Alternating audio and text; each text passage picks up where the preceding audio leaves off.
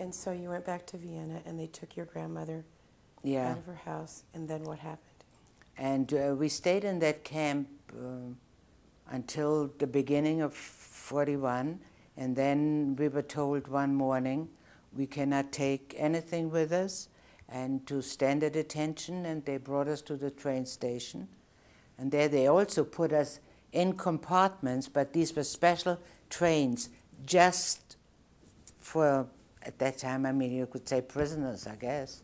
And we had no idea where we were going.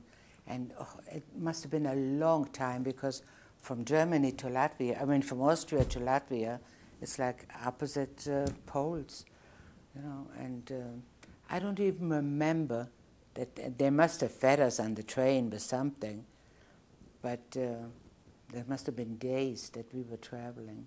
Did they tell you where you were going? Towards the end, yeah, the Jewish leaders that were appointed, I suppose, came around and told us.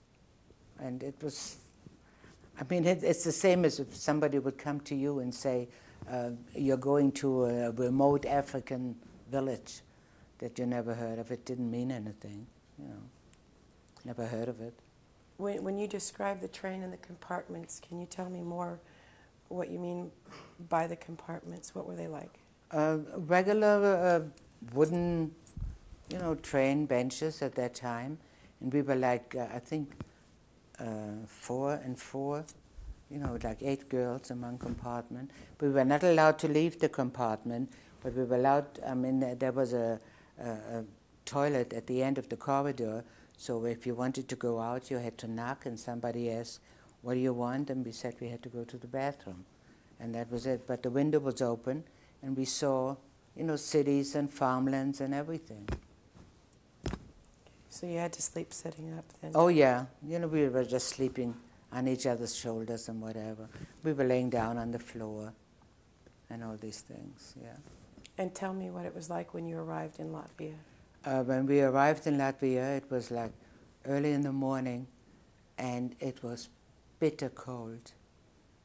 Because when you come from Vienna, which is a very moderate climate, I mean, it had snow in the winter and everything, but it was bitter cold. And afterwards we found out it must have been at least 30, 35 below zero.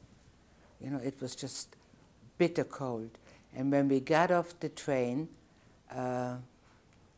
they were standing there saying the old people should go on the bus because it is too far for them to walk, and also the children. And they, when the mothers did not let go of the children, they said, well, you can go with your child. Who is they?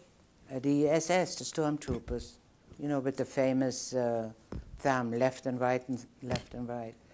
And they went away in the bus, and we never saw them again.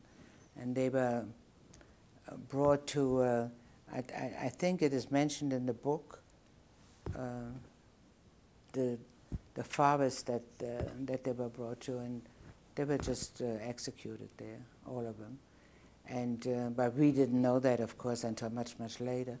And then we were walking towards the ghetto. There was a Jewish ghetto before, you know, we came there. The Latvian Jews had been put into that ghetto out of Riga and all the other towns in Latvia.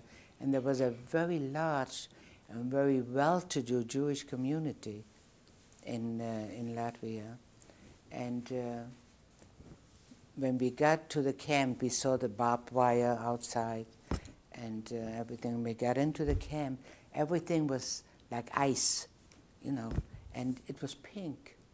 We had never seen pink ice before.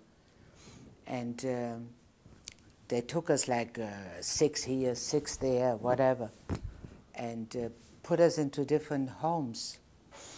And when we walked in, there were regular meals. The tables were set, the candlesticks were on the table, and the food was on the stove, cooked and frozen salad, preserved, like you put it in the freezer today.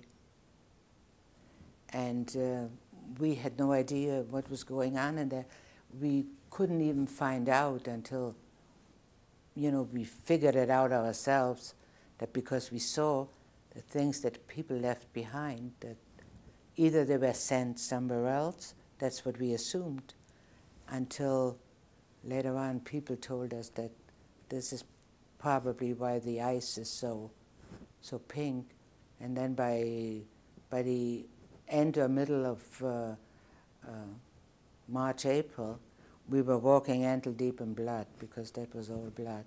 That's where they slaughtered thousands and thousands of Jews.